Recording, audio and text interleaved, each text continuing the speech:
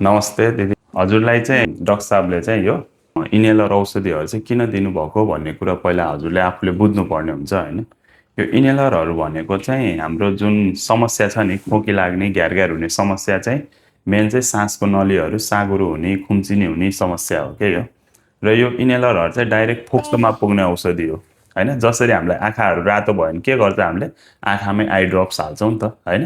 कानमा समस्या भने कानकै इयर ड्रप्स हाल्छौँ, छालामा समस्या भने मलमहरू लगाउँछौँ। त्यस्तै यो चाहिँ फोक्सोको सासको नलीको समस्या हो। त्यही भएर डक्टरले चाहिँ सिधै फोक्सोमा मात्र पुग्ने औषधि दिनुभएको, यो अरू शरीरको अरू भागमा पुग्दैन है त। र अर्को कुरो भनेको चाहिँ यसको कुनै पनि साइड इफेक्ट पनि हुँदैन। किन हुँदैन भन्दाखेरि चाहिँ तपाईँलाई अब औषधिको डोज, प्राय औषधिहरू ट्याब्लेट औषधि झोल औषधिहरू एमजीमा हुन्छ। यो भनेको माइक्रोग्राममा हुन्छ। भनेको 1 एमजीमा 1000 माइक्रोग्राम हुन्छ। यिनीहरूसम्म 100 माइक्रोग्रामको औषधि हो।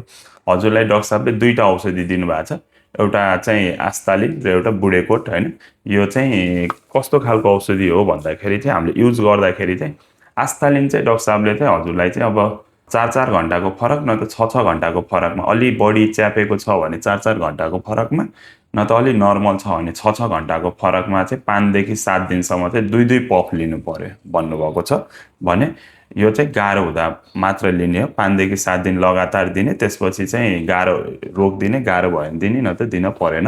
र अर्को औषधि भनेको चाहिँ बुढेकोट, यो चाहिँ हामीले रेगुलर दिनुपर्छ। डाक्टर साहबले थोरैमा पनि 3 देखि 6 महिनासम्म युज गराउनुहुन्छ। एउटा यसको समयको ड्युरेसन चाहिँ 3 देखि 6 महिना हुन्छ। कोही बच्चा चाहिँ 3-6 महिनामा नै कन्ट्रोलमा आउँछ भने कोहीलाई अलिक बढी टाइम नै लाग्न सक्छ है, बुझ्नुभयो।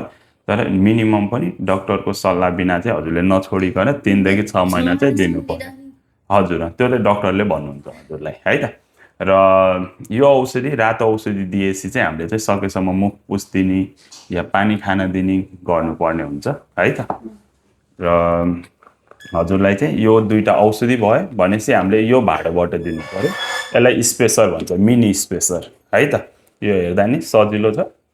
अब यो मास्क हुन्छ, उसले सेम बाफ लगाएको जस्तो गरेर औषधि लिने हो। यसलाई चाहिँ खोल्न मिल्यो, खोल्यो। र यो मास्क चाहिँ हामीले जोड्यो गर्दैन है।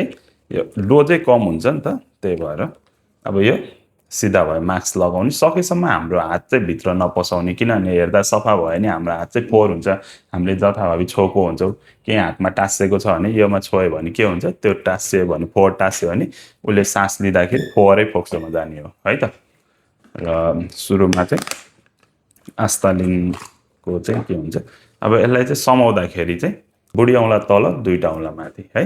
बुढी औँला तल 2टा औँला माथि यो बिर्को छ, खोलिदिने र मजाले हल्लाउने। हल्लाउन चाहिँ नबिर्सिने, हरेकचोटि दिँदा मजाले हल्लाउनु चाहिँ पर्यो अलिकति है त। र नयाँ प्याकेट खोल्दाखेरि नयाँ प्याकेटमा 2 पफ बाहिर फ्याँक्ने, नयाँ प्याकेटमा। अब सधैँ दिनुपर्छ, रेगुलर दिइराख्नु भएको छ भने सधैँ हल्लाएर दिँदा मात्रै भयो। तर दिन ग्याप भयो भनेपछि यो दिन ग्याप हाम्रो योमा हुन्छ, किनभने यो त गाह्रो पर्दा मात्रै दिने हो। आजदेखि 5 देखि 7 दिनसम्म दिए, त्यसपछि गाह्रो परे दिने, न त राख्ने हो होइन घरभित्रै। त्यही भएर चाहिँ पछि दिन ग्याप भयो भने हल्लाएर एकचोटि बाहिर फ्याँकेर बल्ल युज गर्नु है त। र 2 पफ लिने तरिका चाहिँ अब हल्लायो, यसमा हाले, अब उसको यो नाकको भाग हो नि त होइन, ठ्याक्क मुखमा लगाउने है त।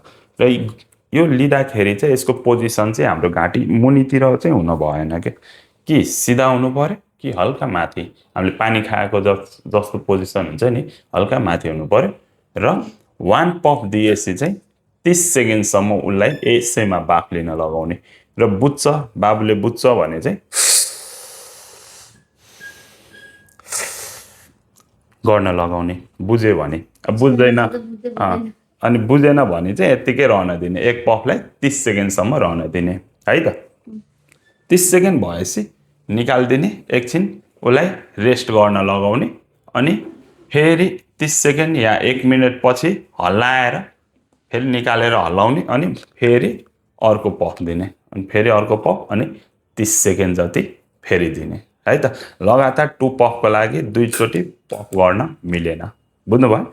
1 पफ 30 सेकेन्ड, फेरि 30 सेकेन्ड पछि तपाईँले ग्याप चाहिँ 30 सेकेन्ड न त 1 मिनट ग्याप राखेर अनि फेरि हल्लाएर 30 सेकेन्ड न त 1 मिनटको ग्याप राखेर फेरि अर्को पफ दिने दिँदाखेरि अघि बुझ्नु भयो भएन घाँटी मुनि चाहिँ हुनु भएन सिधा है त सिधा कि हल्का माथि हुनु पर्यो है त बच्चाहरू अब काखे बच्चा हुन्छ भने त सुताएर नि दिन मिल्छ है त र बच्चाहरू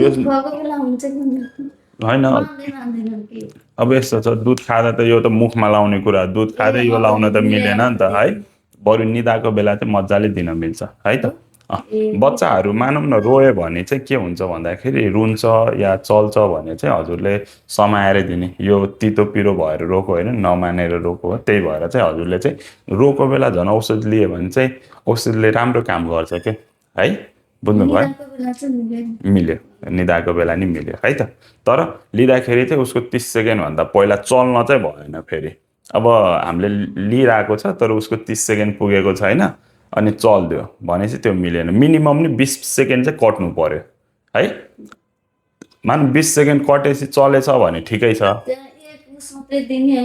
तर 20 सेकेन्ड ग्याप राख्ने अनि फेरि अर्कोचोटि 20 सेकेन्ड हैन 20 हैन 30 सेकेन्ड है ल त्यो चाहिँ निस्काउनु भएन के 20 सेकेन्ड भएर है मिनिमम नि 20 सेकेन्ड चाहिँ निकाल्नु भयो है त र यो औषधि चाहिँ बिहान 2 पफ बेलुका 2 पफ दिनु पर्यो यो चाहिँ कन्टिन्यू दिने यो रातो औषधि छ नि बिहान 2 पफ बेलुका 2 पफ कन्टिन्यू दिने र हजुरहरूले एउटा कुरा के ध्यान गर्नु यहाँ 200 लेखेको छ नि यहाँ पनि 200 लेखेको छ हैन हरियो कलरमा यो भनेको मिटर देखाएको हो के हजुरले चाहिँ 200 पफ मेडिसिन छ के अहिले हामीले 4-5 पफ त खेर फाल्यो नि त त्यो पनि घट्यो त घटेन के हैन यो 20 पफ हामीले फालेसी औषधि दिएसी बल्ल 180 आउँछ के फेरि 20 पफ दिएसी 160 आउँछ बुझ्नु भयो धेरै टाइमलाई पुग्छ अब यो त कहिलेकाहीँ दिने गाह्रो पर्दा मात्रै दिने हो धेरै चल्ने भयो यो चाहिँ तपाईँलाई चाहिँ अब बिहान 2 पफ बेलुका 2 पफ दिँदा एक दिनमा 4 पफ भयो 30 दिनमा 120 पफ 45 दिनको कुरा गर्ने भने 180 पफ भनेपछि 45 देखि 50 दिन चाहिँ ढुक्कै चल्छ यो बुझ्नु भयो 50 दिनसम्म ढुक्क चल्छ यो कुनै बेला यो निस्क्यो भने चाहिँ लगाइदिन मिल्छ है त निस्क्यो भने लाउन मिल्छ सबै कन्ट्रोलमा आउँछ है मेन कुरा चाहिँ हजुरले चाहिँ दिने तरिका मिलाउनु पर्यो अब औषधि दिँदाखेरि यहाँ नलगाएर यता तलबाट लिकेज भयो भने त काम गरे त औषधिले गरेन भएन त्यही त ठ्याक्क मुखमा चाहिँ ट्याप्प पर्नु पर्यो कति ठाउँमा के हुन्छ यता तलबाट गएर हुन्छ नि त त्यो लगाएको नमिलेर है त्यो सबै कुरा ध्यान गर्नुपर्ने हुन्छ है यो भाँडालाई चाहिँ हामीले मेन कुरो चाहिँ ध्यान के दिनु पर्यो सरसफाइमा नि ध्यान दिनु पर्यो कि अब कति पय चाहिँ के हुन्छ भने जोडेरै छोडिदिनु हुन्छ कि है यसलाई चाहिँ के गर्नु पर्यो हप्तामा एकचोटि धाराको चिसै पानीले सफा गरेर घरभित्र चिसो ठाउँ सफा ठाउँमै सुकाउनु पर्यो यसलाई तातो पानीले धुन मिल्दैन घाममा सुकाउन नि मिल्दैन है सानो पानीले धुन नि मिल्दैन है पुसपास गर्न नि मिल्दैन धारा खोल्ने धाराको सफा चिसो पानीले खल्ल धोएर घरभित्रै घाम नलाग्ने ठाउँमा सुकाउने पङ्खा पनि नखोल्ने किनभने पङ्खाले पनि के हुन्छ धुलोहरू उडाएर ल्याएर यसमा पर्न सक्छ अनि त्यो फोहोरै पछि फोक्सोमा जान सक्छ नि त त्यही भएर केयर गर्ने यसको सरसफाइमा एकदम हामीले ध्यान दिनुपर्छ है त र रेगुलर हामीले सरसफाइ गर्ने तरिका मिल्यो भने चाहिँ 6 महिनासम्म चल्छ 6 महिनापछि चाहिँ हामीले चाहिँ यो चेन्जै गर्नुपर्छ अब डाक्टर साहबले कति दिन चलाउनुहुन्छ औषधि हैन त्यो त डाक्टरले डिसाइड गर्नुहुन्छ हैन हजुरले चाहिँ औषधि लिने तरिका चाहिँ एकदम मिलाउनु पर्ने हुन्छ है अनि यसलाई चाहिँ जहिले पनि डब्बामै राख्ने है त यो डब्बा हुन्छ डब्बाभित्रै राख्नु पर्यो हजुरलाई केही सोध्न मन छ सोध्नु त सोध्न भन्दा नि अब मलाई अब यो अहिलेसम्म यो औषधि मैले बच्चालाई युज गरेँ होइन होइन हजुर अरू औषधि नै युज गरिरहेको त्यो औषधिले भन्दा नि यसले झन् साइड इफेक्ट कम गर्ने भयो भने त केही भन्नु हजुर साइड इफेक्ट चाहिँ असर गर्छ कि भन्ने डर हुनु असर नगर्ने भएपछि त के भयो त्यो चाहिँ ढुक्क हुनु ट्याब्लेट र झोल भन्दा यसको साइड इफेक्ट चाहिँ एकदम न्यून नै हुन्छ है यसले चाहिँ नबराबरकै हो क्या फोक्सोमा असर गर्छ ठिकै मैले बाहिर गएर डक्टरहरूले त गर्छ त भन्नुहुन्न हजुर त्यो युट्युबहरूमा हेर्दाखेरि है ट्याब्लेट र झोल भन्दा चाहिँ यो ठिक हुन्छ हजुरले चाहिँ यो औषधि चाहिँ रेगुलर चाहिँ लिनु सही तरिकाले भएन हामीलाई त त्यही त हो नि अनि बिरामीलाई सन्चै हुनु पर्यो साइड इफेक्ट हुन भएन त्यही हो हामीलाई चाहिएको हो कि त्यसको साइड इफेक्ट कम हुन्छ त्यो मात्रै ढुक्क हुनु बानी पर्ने पनि हुँदैन, यसले चाहिँ कुनै बानी नै पर्दैन। हजुरले सन्चो भएपछि चाहिँ छोड्न पनि मिल्छ है, त्यो चाहिँ डक्टरको सल्लाहले है त। डक्टरले चाहिँ हजुरलाई जुन दिन फलोअपमा बोलाउनुहुन्छ होइन, अब जस्तै औषध चलाउँदै जानुभयो, फेरि फलोअपमा आउँदाखेरि उसको सासको नलीहरू कतिको क्लियर भयो भनेर उहाँले हेर्नुहुन्छ होइन।